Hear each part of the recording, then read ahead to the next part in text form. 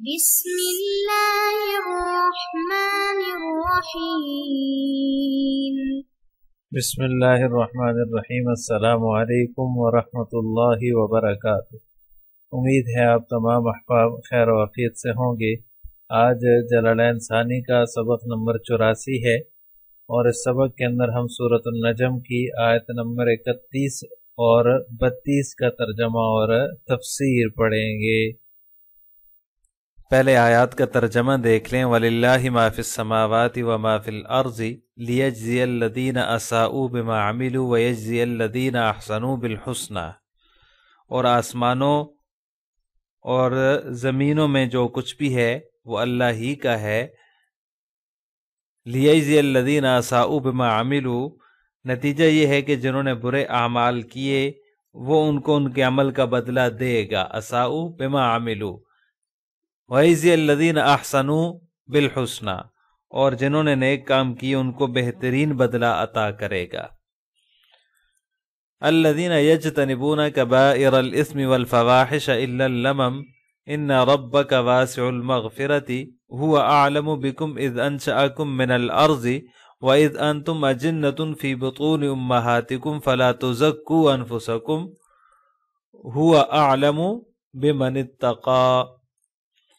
آگے اللہ تبارک و تعالیٰ فرماتے ہیں الذین یجتنبون کبائر الاثم، ان لوگوں کو جو بڑے بڑے گناہوں اور بے حیائی کے کاموں سے بچتے ہیں۔ الا اللمم، البتہ کبھی کبھار پھسل جانے کی بات اور ہے۔ ان ربک واسع المغفرہ، یقین رکھو تمہارے پروردگار کی رحمت بہت وسیع ہے، تمہارے پروردگار کی مغفرت بہت وسیع ہے، بہت وسیع مغفرت والا ہے۔ هو اعلم بكم اذا انشأكم من الارض، وہ تمہیں خوب جانتا ہے جب اس نے تمہیں زمین سے پیدا کیا۔ وَإِذْ أَنْتُمْ أَجِنَّةٌ فِي بُطُونِ أُمَّهَاتِكُمْ، اور جب تم اپنی ماؤں کے پیٹ میں بچے تھے۔ فَلَا تُزَكُّوا أَنفُسَكُمْ، لہٰذا تم اپنے آپ کو پاکیزہ نہ ٹھہراؤ۔ هُوَ أَعْلَمُ بِمَنِ اتَّقَىٰ، وہ خوب جانتا ہے کہ کون متقی ہے۔ عزیز طلبہ، اس سے پچھلی آیت میں اللہ تبارک و تعالیٰ نے فرمایا کہ اللہ جانتا ہے کون راہ راست سے ہٹا ہوا ہے اور کون راہ راست پر ہے۔ اب اس آیت میں فرما رہے ہیں کہ للہ ما فی السماوات و ما فی الارض، اور اللہ تعالیٰ ہی کے لیے ہے جو کچھ آسمانوں اور جو کچھ زمین میں ہے۔ اسی نے سب چیزوں کو پیدا کیا ہے، اسی نے جو ہے وہ بنی آدم کو بھی پیدا کیا ہے جن کے لیے ہدایت بھیجی ہے، اور اسی نے جو ہے وہ برے کام کرنے والوں کو بھی پیدا کیا ہے، برے اعمال کو بھی پیدا کیا ہے۔ تو سب چیزیں اسی کی پیدا کردہ ہیں، اسی کی مخلوق ہیں جن کے لیے ہدایت اللہ تعالیٰ نے بھیجی، اور ہدایت پہنچنے کے بعد وہ جو ہے وہ ایک فریق گمراہ ہوا، گناہوں میں مبتلا ہوا، برے اعمال والا ہوا، اور ایک وہ فریق ہے جو اچھے اعمال والا ہے۔ اللہ تعالیٰ دونوں کو ان کے اعمال کا بدلہ دے گا۔ وَيَجْزِيَ الَّذِينَ أَحْسَنُوا بِالْحُسْنَى، نیک اعمال والوں کو بھی بدلہ ملے گا۔ لِيَجْزِيَ الَّذِينَ أَسَاءُوا بِمَا عَمِلُوا، اور برے اعمال والوں کو بھی بدلہ ملے گا۔ تو لہٰذا اس میں اللہ تبارک و تعالیٰ نے اسی بات کو بیان فرمایا ہے، اچھے عمل کرنے والوں کی۔ پھر اس کے بعد دوسری آیت میں جو ہے وہ ان کی صفات بیان فرمائی ہیں۔ الَّذِينَ يَجْتَنِبُونَ كَبَائِرَ الْإِثْمِ وَالْفَوَاحِشَ إِلَّا اللَّمَمَ، یعنی جو لوگ یہ جو نیک ہونے کی سلبی صفت ہے اس کو بیان فرما دیا ہے کہ جیسے جو ہے وہ فرائض اور واجبات کا اہتمام کرنا، دیگر اعمال کا، اعمال صالحہ کا، اخلاق کا، اچھے اخلاق کا مظاہرہ کرنا، یہ جو ہے وہ نیکیوں میں شامل ہے، ان سے متصف ہونا نیک ہونے کی صفت ہے۔ تو اسی طرح ان کے مقابلے میں جو گناہ ہیں، جو فواحش ہیں، ان کو چھوڑ دینا بھی اچھے بندوں کی، نیک لوگوں کی صفات میں شامل ہے۔ کوئی شخص نیک عمل کرتا رہے اور ساتھ ہی گناہ کبیرہ کا ارتکاب بھی کرے تو یہ شخص جو ہے وہ کامل طریقے پر اچھے بندوں میں شامل ہونے والا نہیں ہے۔ دونوں پہلو جو ہے وہ نیکی کا جز تو ہیں، یعنی کہ وہ اچھے کام کر رہا ہے لیکن گناہ کبیرہ کا ارتکاب بھی کر رہا ہے ساتھ میں، تو یہ کامل جو ہے وہ طریقے پر نہیں ہے۔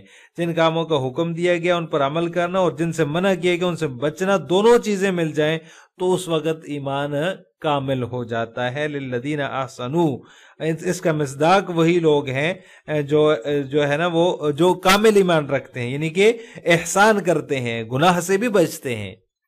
تو الذین یجتنبون کبائر الاثم والفواحش الا اللمم، یہ جو ہے ان مومنین کی صفات ہے جو کہ گناہوں سے بچتے ہیں، گناہ کی طرف توجہ نہیں کرتے. حالانکہ گناہوں کو چھوڑنا بہت بڑی نیکی ہے، لیکن سب سے بڑی عبادت جو ہے وہ آپ صلی اللہ علیہ وسلم نے جیسے فرمایا اتق المحارم تکن اعبد الناس، تو گناہوں سے بچ، لوگوں میں سب سے بڑھ کر عبادت گزار ہوگا.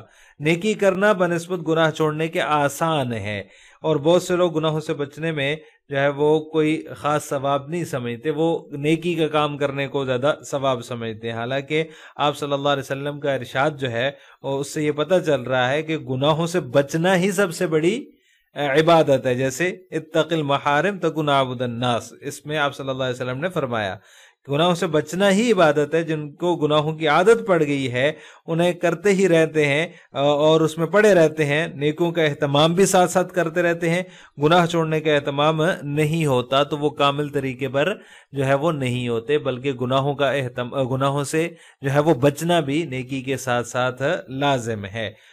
الذین یجتنبون کبائر الاثم والفواحش الا اللمم، یہاں پر لمم کا جو ہے وہ اللہ تبارک و تعالیٰ نے استثناء فرمایا ہے. لمم کے معنی ہے تھوڑا سا، چنانچہ عام طور پر جو مفسرین نے اس کا معنی لیا ہے، جو مطلب لیا ہے وہ یہ کہ وہ چھوٹے چھوٹے گناہ جو سرزد ہو جائیں وہ لمم کے معنی کے قریب ہونے، لمم کے معنی کے اندر شامل ہیں، یعنی کہ چھوٹے چھوٹے صغیرہ گناہ. اور اسی طرح اس کا ایک معنی ہے قریب ہونا.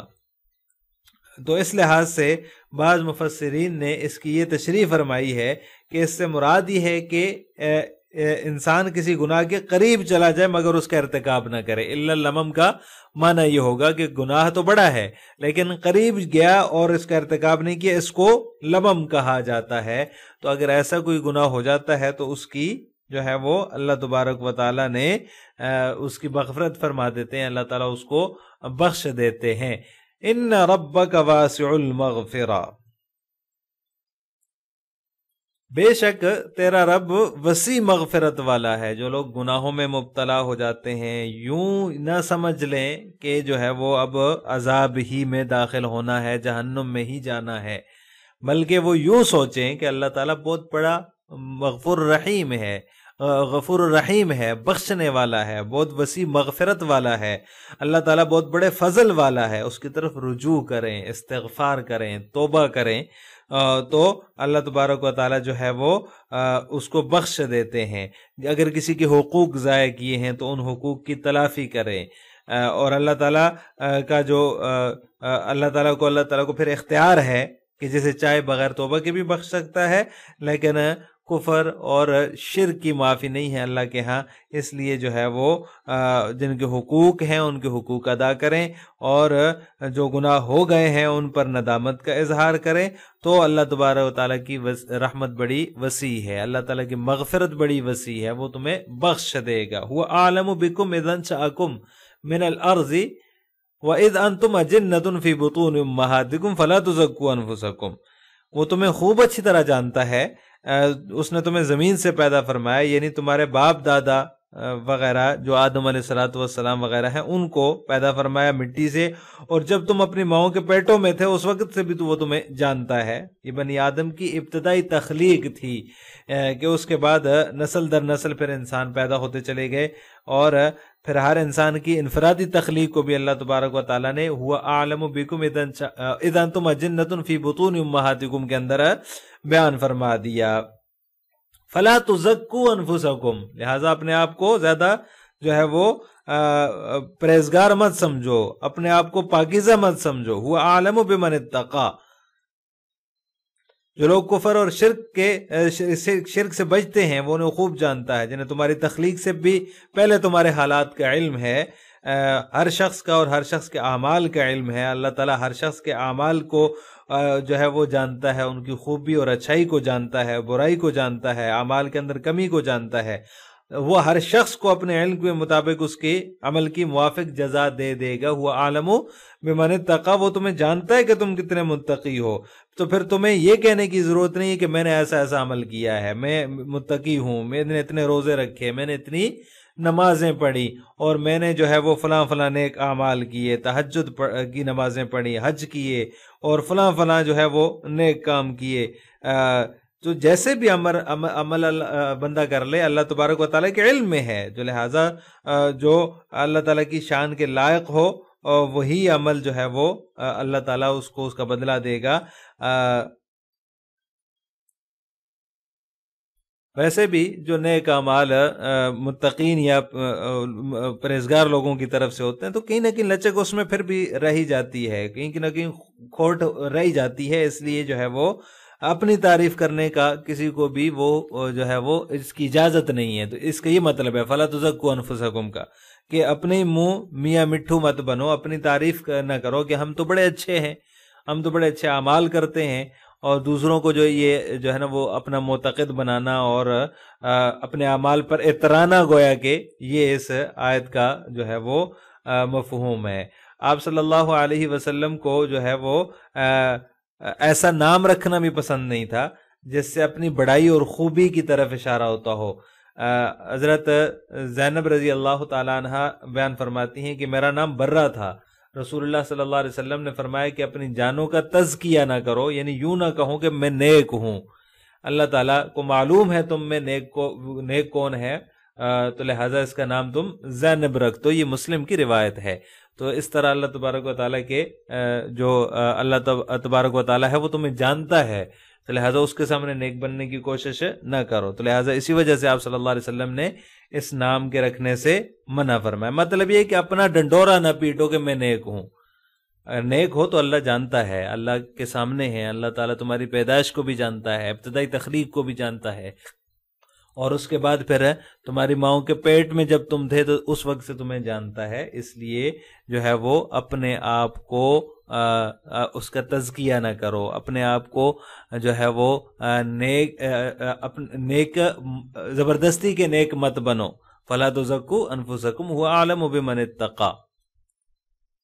اب ان آیات کی تفسیر جلالین ملاحظہ ہو، وَلِلَّهِ مَا فِي السَّمَاوَاتِ وَمَا فِي الْأَرْضِ أَيْ هُوَ مَالِكٌ لِذَلِكَ وَمِنْهُ الضَّالُّ وَالْمُهْتَدِي يُضِلُّ مَن يَشَاءُ وَيَهْدِي مَن يَشَاءُ۔ اللہ تبارک و تعالیٰ فرماتے ہیں وہ جو ہے وہ گمراہی کا بھی اور اللہ تبارک و تعالیٰ جو ہے وہ ہر چیز کا مالک ہے، جو زمین و آسمان کے اندر ہے، اور اسی کے اندر گمراہی بھی ہے اور ہدایت بھی ہے۔ وہ جانتا ہے، جس کو چاہے ہدایت دیتا ہے، جس کو چاہے گمراہ کر دیتا ہے۔ لِيَجْزِيَ الَّذِينَ أَسَاءُوا بِمَا عَمِلُوا مِنَ الشِّرْكِ وَغَيْرِهِ، بِمَا عَمِلُوا سے مراد شرک اور دیگر کفر وغیرہ مراد ہے۔ وَيَجْزِيَ الَّذِينَ أَحْسَنُوا بِالتَّوْحِيدِ وَغَيْرِهِ مِنَ الطَّاعَاتِ، اور وہ بدلہ دیتا ہے الَّذِينَ أَحْسَنُوا جو نیک اعمال کرتے ہیں، یعنی کہ توحید کے قائل ہوتے ہوئے نیک اعمال کرتے ہیں۔ مصنف نے بالتوحید وغیرہ من الطاعات سے یہ نکال کر اس بات کی طرف اشارہ کر دیا، کیونکہ توحید کے بغیر نیک اعمال کا کوئی جو ہے وہ فائدہ نہیں ہے۔ بالحسنى ای الجنت، بالحسنى سے مراد مصنف فرماتے ہیں کہ اس سے جنت مراد ہے۔ وبین المحسنین بقولہ، اب احسنو کے اندر محسنین کا ذکر کیا تو وہ محسنین کون ہوں گے، ان کو مصنف نے ان کو اللہ تبارک و تعالیٰ نے اپنے اس جو ہے وہ فرمان سے بیان فرمایا، الذین یجتنبون کبائر الاسم، وہ جو نیک لوگ ہیں، جو محسنین ہیں، وہ لوگ ہیں جو کہ کبائر سے اجتناب کرتے ہیں، فواحش سے اجتناب کرتے ہیں، الا اللمم، سوائے تھوڑا بہت جو ہے وہ پھسل جاتا ہے کبھی کبھار انسان، تو وہ معاف ہے۔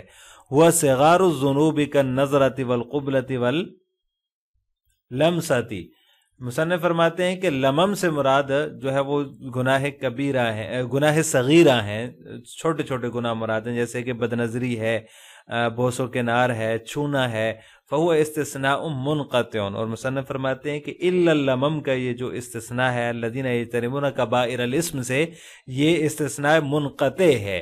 اس صورت میں جو ہے یہ لمم جو ہے وہ کبائر کے اندر داخل نہیں ہوگا۔ اگر اس کو ہم استثناء متصل بناتے ہیں تو پھر یہ لمم بھی کبائر میں شامل ہو جائے گا۔ والمعنی لیکن اللمم تغفر باجتناب الکبائر، مطلب یہ ہے کہ وہ جو لمم ہے، چھوٹے موٹے گناہ ہیں، ایک بوسہ لے لیا، ایک مرتبہ چھو لیا، ایک مرتبہ بدنظری کر لی، تو یہ جو ہے وہ کبائر سے بچنے کی وجہ سے معاف کر دیے جاتے ہیں۔ لہٰذا لمم سے مراد جو ہے وہ صغائر ہیں، اور کبیرہ اور فواحش اور کبیرہ گناہ جو ہیں ان کی وجہ سے جو ہے وہ پکڑ ہوتی ہے اور باز پرس ہوتی ہے، تو وہ لوگ جو محسنین ہیں وہ ان سے بچتے ہیں۔ صغیرہ اور کبیرہ میں فرق یہ ہے کہ ہر وہ فعل گناہ کبیرہ ہے جس کی جو ہے وہ اس کا گناہ ہونا نص صریح سے پتہ چلے، یعنی اس کی حرمت نص صریح سے پتہ چل رہی ہو، اس کے لیے اللہ اور اس کے رسول نے کوئی سزا مقرر کی ہو تو وہ گناہ کبیرہ ہے۔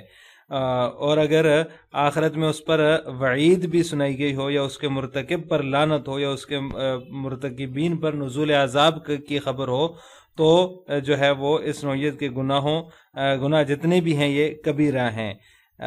اس کے علاوہ جتنے گناہ ہیں جن پر وعید نہیں ہے، جن کے بارے میں کوئی نص صریح نہیں ہے، آخرت میں عذاب کی وعید نہیں ہے، مرتکب پر لعنت نہیں ہے، تو وہ کبیرہ ہے۔